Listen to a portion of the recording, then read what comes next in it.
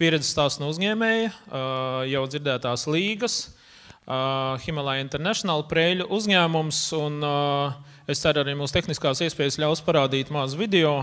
Tad no Līga aicinu tevi vēlreiz. Lūdzu.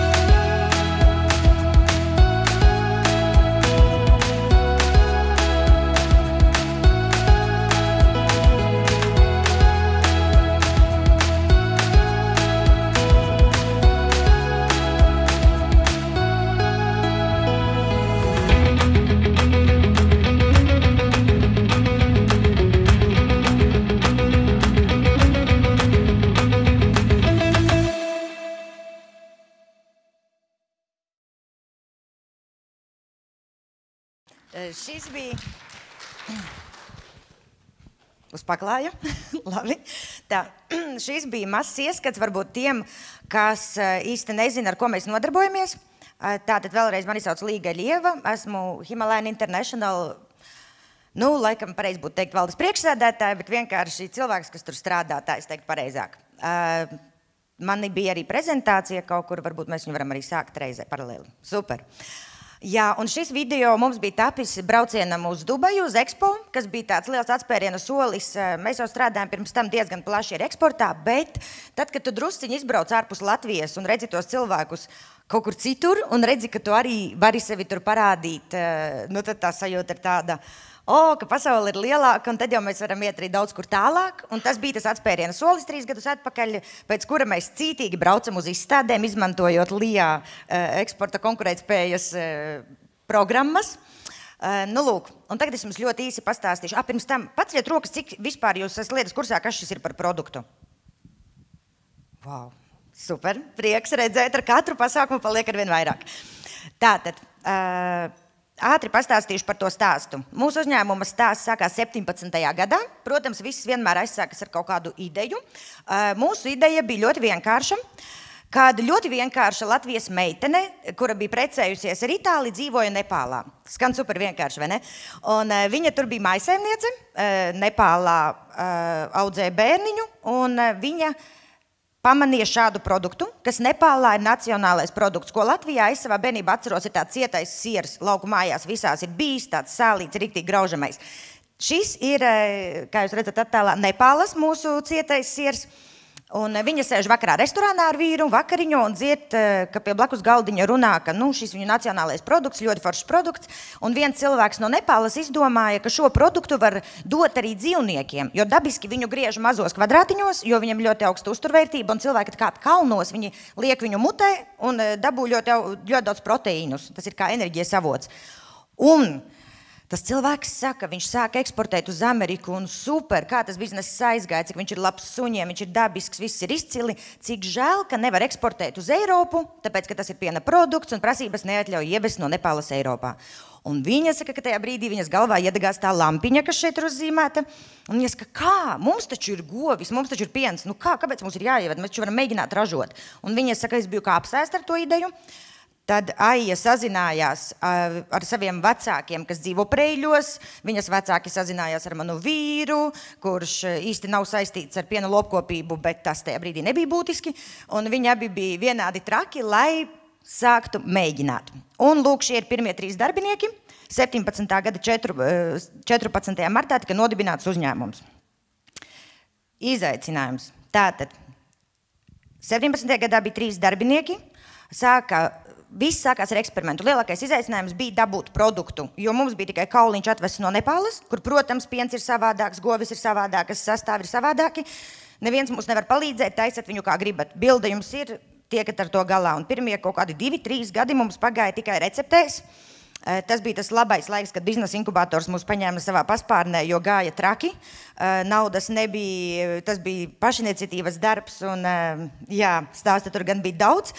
Un paldies tam, ka mēs bijām tur, kur mēs bijām, jo iespējams nebūtu to trako cilvēku apkārt ar savām trakajām idejām, būtu paceltas ķepas un pateikts, ka ne, viss mēs metam mierā.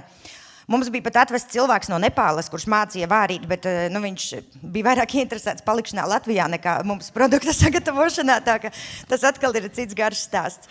Un produkts nesanāca, viņš plīsa, viņš lūza, viņš pelēja. Tu dabū 10 kilogramus aizsūti uz Poliju, pēc nedēļas ir zvans, ka atnāca salūzuši. Neko viņi sūta atpakaļ. Tas bija smags periods, bet mūsu lielākais pluss ir tas, ka mūsu produkts ir unikāls, ko es varbūt nepieminēju līdz šim. Mēs bijām pirmie, ka šo produktu sāka ražot Eiropā. Šobrīd ir vēl kaut kādi vismaz 2 uzņēmumi noteikti, ko mēs zinām, kas ražo. Viens ir Nīderlandē, viens ir Vācijā. Un līdz ar ko mums nebija konkurentu. Tie nabaga klienti, kuri saņēma sapuvušo produktu, viņi vēl aizvien ir mūsu klienti, tāpēc, ka viņam nebija neviena cita, no kā viņu paņemt. Tas bija mūsu pluss, jā, tā bija mūsu veiksme.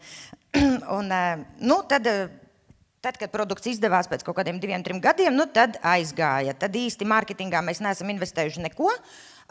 Tas bija aizies darbs, sūtot e-pastus, stāstot, ka beidzot Eiropā šāds ir pieejams produkts. Un tā tas viss arī gāja uz priekšu no mutes mutē. Vieni pamano, Polijā ir tāds produkts, kura nevienam citam nav, tad grib Vācijā, tad grib Lielbritānijā, un tā tas eksports vienkārši dabiski aizgāja. Šobrīd ir 24. gads, mums ir 23 darbinieki, mēs pārstrādājam 1,200 biezpiena dienā, ko pērkam tepat no Daugavpils, Latgales piena. Ar viņu strādājam visus šos 7 gadus. Un eksports šobrīd mums ir vairāk kā uz 20 valstīm. Un šādi izskatās jau skaistie mūsu sieriņi kaut kādās izstādēs vai pasākumos, kad mēs kaut kur braucam. Tātad, tīri intereses pēc parādīšu, kāda šo gadu laikā ir bijusi izaugsme, kas ir notikusi mūsu uzņēmumā, tāpēc, ka ir forši, ka tu esi viens, ka tev nav konkurences, bet ir arī no savas puses slikti, jo tev nav iekārtu. Tu nevari aizbraukt, nezinu, uz Vāciju un nopirkt suņu sieriņu ražošanas iekārtu, lai cik viņa maksātu, jo tādas vienkārši nav. Līdz ar ko tās iekārtas, ko mēs ražojam, visas, ar kurām mēs strādājam, viņas visas ir izdomātas, viņas ir radītas pie mums. Šeit slavenais Nepālis stāsta un rāda, kā viņi to dara Nepālā, audumā, un viņi to dara ar akmeņiem, un tas bija tas sākums, kā mēs te mēģinājām kaut ko sataisīt. Tad šobrīd mums ir, šeit ir pieslēgti 4, viens jau ir lielāks, strādājam kaut kādi 10 ražošanas katliem mums varētu būt šobrīd cehā. Tad kādreiz viss sieriņš tika griezts ar rokām, tad šobrīd arī ir atkal pateicoties cilvēkiem, kuri ir ļoti iniciatīvas bagāti un vēlas arī savu to pienesumu atstāt pat Latgalē, būtībā par ļoti saprātīgām cenām ir gatavi kaut ko tādu robotisku pat priekš mums standārtu izgudrot. Tad preses, kas bija mehāniskā, ar roku jāspiež svars uz augšu, tad tagad visas viņas ir hidrauliskas un viņas ir 4 šobrīd, ar kurām mēs ikdienā strādājam. Mums ir no 22. gada jauns ražošanas cehs, pateicoties Preiļu pašvaldībai. Un tikko janvārī mēs paši klāt vēl 200 kvadrātmetrus izremontējām, lai varētu paplašināt ražošanu. Šeit ir redzams apjoms, cik mēs eksportējuši esam. Tātad 17. gads, kā minēju, tie bija 200 kg gadā, ko mēs saražojam. Tonnās šeit ir, nav redzams virsraksts. Un tad šobrīd pagājušajā gadā tās jau bija 108 tonnas, ko mēs pārdevām gada laikā. Tas ir tieši pārdotais apjoms šeit. Un ar katru gadu viņš palielinās, mēs redzam, ka tirgi palielinās, viss atkal ir pozitīvi. Neko sliktu pie šī slaida pateikt īsti nevaru. Šeit ir tās valstis minētas, mums ir uzlikta kartīte, kurā mēs liekam sarkanos punktus, uz kuriem mēs eksportējam. Tālākie, interesantākie mums ir iepriekš minēta Austrālija, ar kuru mēs ļoti labi strādājam, izcili, viņi ir viena no mūsu pirmajiem klientiem, un uz viņiem iet ļoti foršas kravas ar kuģiem. Izraela ir pasūtījums, arī pirmdien pakojam Izraelu, tā ka arī tas ir iespējams. Hongkonga, salīdzinoši maza, pārsvarā ir Eiropas valstis. Daudzi punktiņi nav ielikti, tāpēc, ka viens no lielākajiem mūsu klientiem ir Lielbritānija. Mēs strādājam vairumtirdzniecībā, un viņi pārfasē mūsu produktu un tirgo tad jau, tas jau ir viņu ziņā, kur viņi viņu tālāk tirgo. To mēs īsti pat nezinām. Tā te atkal nav virsrakstīņš. Tā, šeit ir redzama proporcija starp Latvijas tirgu un starp eksportu. Pirmajos gados bija tie nabaga 200 kg viņi bija tikai eksportā. Tad pamazam parādās Latvijas tirgus. Kā redzat, 23. gadā viņš ir spēcīgi pieaudzis. Viņš ir spēcīgi pieaudzis, tāpēc, ka mums Latvijā parādās arvien vairāk ambiciozi cilvēki, kuri pērk no mums un eksportē paši tālāk. Ir starpnieki. Un mums tādi ir ļoti divi lieli, kuri paņem tiešām lielu daļu mūsu produkcijas, maleči, un viņi tālāk tirgo mūsu produktiņu jau no Latvijas. Un šeit gribēju parādīt, ir tas LIA piesaistītais finansējums, tas dzeltenais. Tas ir tas, ko mēs esam dabūjuši 21. gadā. Tas varētu būt biznesa inkubators noteikti, kad Andriem teica, ka mēs Latgale peldās biespienā, jo ļoti, ļoti labi, ka bija izēvielai atbalsts. Un tad katru gadu mēs pamazam kaut ko arī piesaistam uz konkurētspēju un uz tiem projektiem, kad mēs varam braukt uz izstādēm un uz dažādiem citiem pasākumiem. Redzam nodokļu to politiku, kas ir normāla. Viss ir atkal labi. Man pēc šī slaida es atvainojos, bet atkal viss ir labi. Un ātri finišam, es jau zinu, ka es jau droši vien pārsniedzu visus laikus.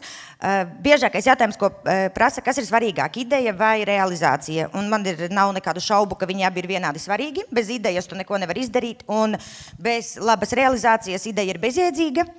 Un, protams, ka tam pa vidu visur izlien finanses, kā šodien dzirdam, ir dažādi avoti, kur viņas ir dabūjamas, piesaistāmas, ir arī privāti investori. Mūsu gadījumā nevajadzēja, mēs tiešām kūlāmies, kā varam saviem spēkiem. Un tātad mūsu uzstādījums tas, ka pamatā visam ir komanda. Ja nebūs laba komanda, nevar sanākt labs gala rezultāts. Un tāpēc mēs cītīgi strādājam pie darba ar saviem darbiniekiem. Nezinu, cik tas ir populāri vai nav, un neesmu īpaši vadību mācījusies, tāpēc nezinu, bet mūsu uzsvars ir uz darbiniekiem. Mums rotācijas uzņēmumā burtiski var teikt, ka nav vispār. Un mēs ļoti pie tā strādājam, mēģinot nodrošināt tiešām konkurētspējīgas algas apdrošināšanas, jo uzskats ir tāds, ka ja darbinieks būs lojāls uzņēmumam, ja viņš zinās, ko viņš dara, tīpaši mūsu gadījumā, kad produkta tapšanas laiks ir vairāk kā 2 mēneši. Tas nozīmē, ka ja darbinieks sāka, pēc 2 mēnešiem viņš vairs nestrādā, kam es prasīšu atbildību? Man vajag cilvēku, kas strādā cauru gadu, un viņš zina, ko viņš dara dara labi, un tas man ir daudz izdevīgāk kā uzņēmējam nekā nekvalitatīvs darba spēks un nekvalitatīvs produkts. Un mūsu mēģi nākošajam kaut kam uz priekšu, gadam, 2, 5, nezinu, uz kuriem mēs jāvējam. Skandināvija, ko šodien arī dzirdēju, mums iet smagi, bet turpinam braukt uz izstādēm un paliek ar katru reizi labāk un vieglāk. Un Amerika arī ir tā kā plāns. Jauni produkti izmantojām arī voucheri jauna produkta izstrādēji, un paši arī turpinam kaut ko izstrādāt. Ir arī pašiem jauni produkti bez LIA atbalsta šoreiz.